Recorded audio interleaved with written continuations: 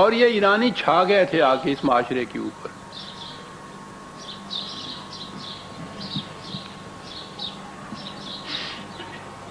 وہ اقبال جو عربی اور عجمی میں تفریق کرتا ہے وہ ٹھیک ہے، بعد میں تو یہ ایک نہج ہے فکر کی جسے عجمی کہا جاتا ہے خلاف اسلام، لیکن ابتدا یہی عجم سے ہوئی تھی.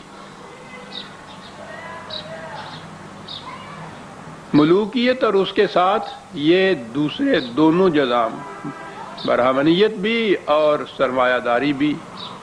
اب قرآن کی موجودگی میں ان میں سے کسی کے لیے بھی تائید و دلیل ملنا تو ایک طرف رہا، ان کے جواز کے لیے کوئی وجہ ہی نظر نہیں آتی تھی. قرآن کی موجودگی میں سوال ہی نہیں پیدا ہوتا تھا، نہ ملوکیت کا، نہ سرمایہ داری کا، نہ براہمن مذہبی پیشوائیت کا.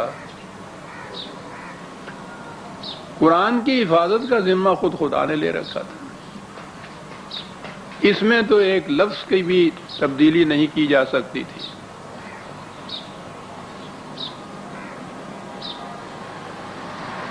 اسکیم اس کے بعد یہ سوچی گئی کہ قرآن کے الفاظ تو اسی طرح سے رہیں،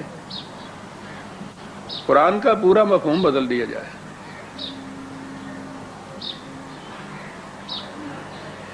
قرآن کے ساتھ ہی نبی اکرم صلی اللہ علیہ وسلم کی حیات طیبہ کی وہ اس انقلاب کی زندہ شہادت تھی. اگر وہی روش، وہی سنت، وہی حضور کی سیرت بھی سامنے آتی. اللہ تعالیٰ نے تو یہ التزام کیا تھا کہ قرآن دیا اور قرآن کے اندر ہی نبی اکرم صلی اللہ علیہ وسلم کی سیرت کے اصولی خط و خال بھی دے دیے. صحیح سیرت نبی اکرم صلی اللہ علیہ وسلم کی قرآن سے ہی مرتب ہوتی ہے. اور آپ کو تو معلوم ہی ہے کہ میں نے جو معراج انسانیت لکھی سیرت نبی اکرم صلی اللہ علیہ وسلم کی، اس کا انداز ہی یہ ہے. سر نامہ قرآن کی آیت ہے اور اس کے نیچے جو قرآن کے مطابق جو کچھ حضور کی زندگی کے احوال و قوائف آتے ہیں وہ اس کے نیچے آتے ہیں. یہ ہے صحیح سیرت جو تھی.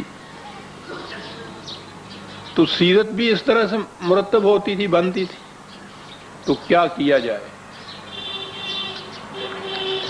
میں اتنا واضح کر دوں عزیزان من کہ یہ جو کچھ میں کہوں گا، ہمارا آج کا ماحول، آج کی فضا تو اس کو قبول کرنا تو ایک طرف اس کے سننے کے لیے بھی تیار نہیں ہوگی.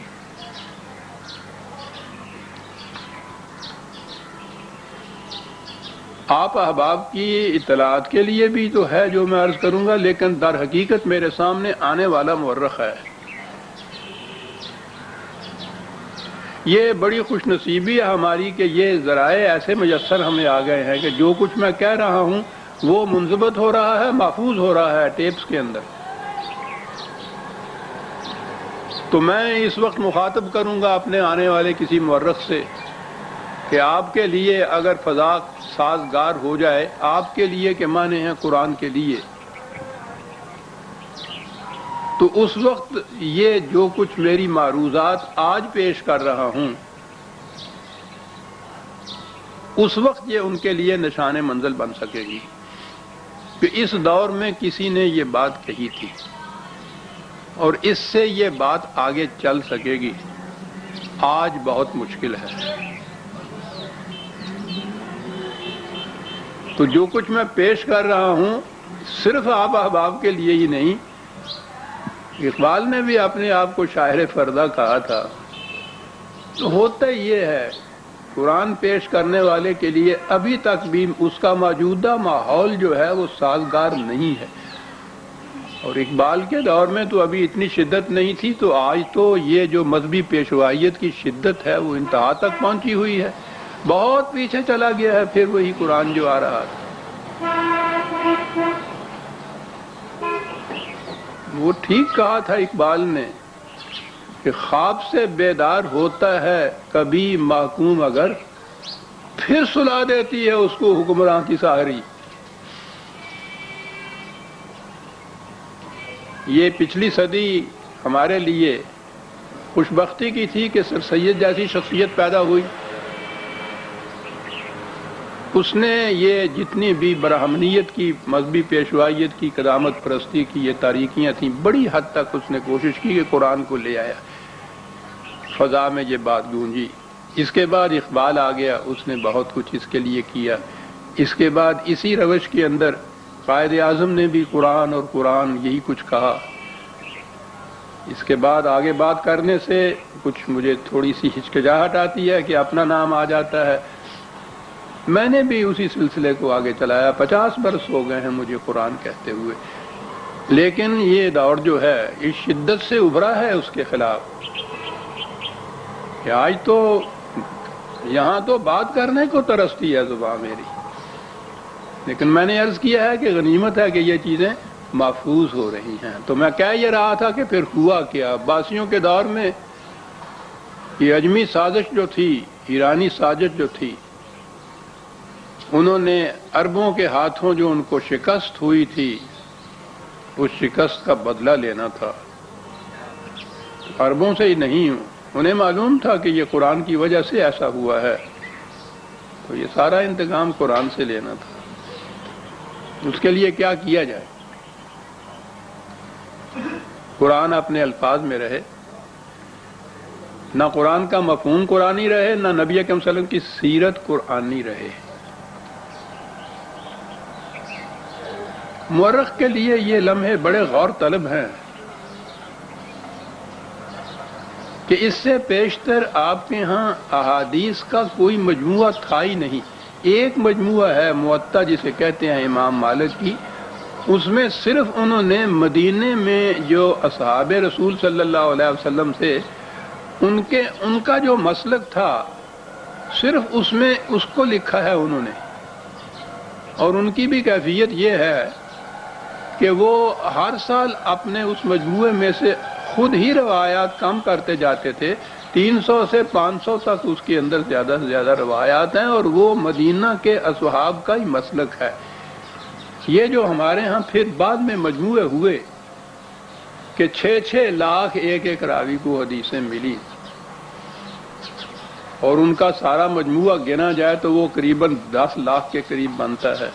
اس میں سے انہوں نے منتخب کر کے ایک مجموعہ مرتب کیا، ان میں بھی ہزاروں کی تعداد کے اندر آئے۔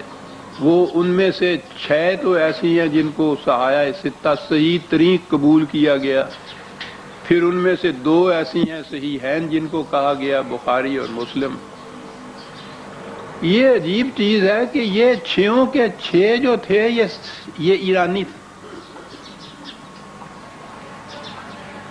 یعنی کوئی عرب محدث ایسا نہیں ہے کہ جس نے یہ جو جمع کی ہوئی روایات اور یہ احادیث کے مجموعے مرتب کیے ہوں، کوئی ایک نہیں ہے ان میں سے۔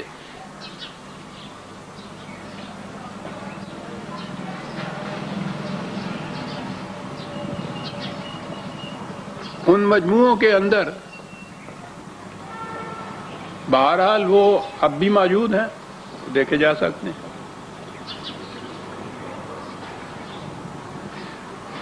ان میں تو مرتب کی نبی اکرم صلی اللہ علیہ وسلم کی سیرت، یہ جو تعجب آپ کو ہوا نا کہ قرآن نے تو کہا تھا کہ قم اللیل الا قلیلا، کیونکہ ان لک فی النہار سبحا طویلا، دن بھر اتنا بڑا بھرپور پروگرام ہوتا ہے تمہارے سامنے یہ رسول کہ تمہیں فرصت ہی نہیں مل سکتی۔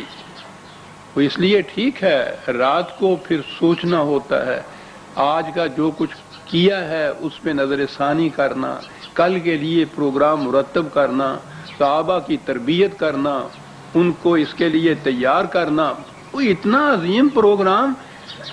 یہ ہم سے نہ پوچھیے عزیزان من، یہ جو غیر مسلم مورخ مستشرق ہیں ان سے پوچھیے کہ جب وہ کہتے ہیں کہ پتہ نہیں کہ کیا قوت تھی ان کے پاس کہ چند سالوں کے عرصے میں ایران اور روما جیسی سلطنتوں کے تختے الٹ دیے، مملکتیں نہیں الٹ دیں، ان کی تہذیبوں کو، ان کی تمدنوں کی جڑیں نکال دی۔